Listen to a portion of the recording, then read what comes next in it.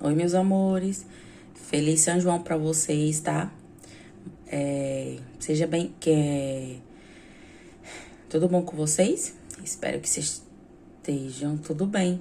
Vamos agora para mais um vídeo do canal Simpatias da Vovó. Pessoal, você que não é inscrito no canal, corra, se inscreva no canal, deixe o seu like, ativar o sininho. Fica por dentro de tudo que acontece no canal. Lembrando também que todos os dias eu posto vídeo novo aqui no canal para vocês, tá? A simpatia de hoje é uma simpatia muito simples, é uma simpatia de separação, tá? Separe aquele casal indesejável, tá bom? Ou então, se ele te deixou pra ficar com essa pessoa, ou se ele te trai com essa pessoa, faça essa simpatia, tá, gente? Faça com raiva, faça com fé, tá bom? Também serve também para ajudar aquela amiga que tá sofrendo no relacionamento, um relacionamento abusivo, tá bom? Faça também essa simpatia. Escreve de um lado o nome completo de uma das pessoas e deixa eu fazer assim. Vamos lá, que o nome dele seja José Antônio Peixoto.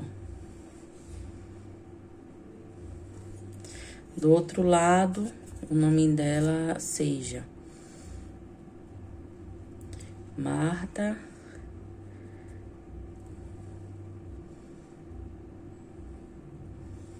Cristina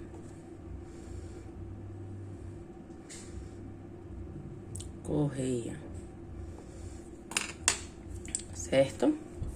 Aí, o que vocês vão fazer agora, vocês vão dobrar. Enquanto você dobra o papel, você faz com toda a raiva, fala tudo que você quer pra esse casal, certo? E o que vocês vão fazer agora, vocês vão pegar esse papel e vai jogar na fogueira, tá bom? Joga o papel na fogueira, certo? E quando você estiver jogando o papel, você vai dizer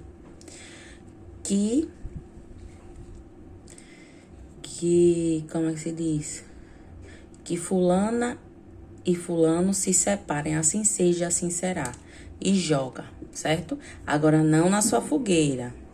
A fogueira que mais longe tiver da sua casa, melhor, tá bom? Pronto. Simpatia feita, gente. Certo? Você vai ver como eles vão ter raiva um do outro, que o fogo ajuda nisso e vão se separar. Então, pessoal, esse é mais um vídeo de hoje. Espero que vocês tenham gostado. Deixe o seu like, ativa o sininho, fica por dentro de tudo.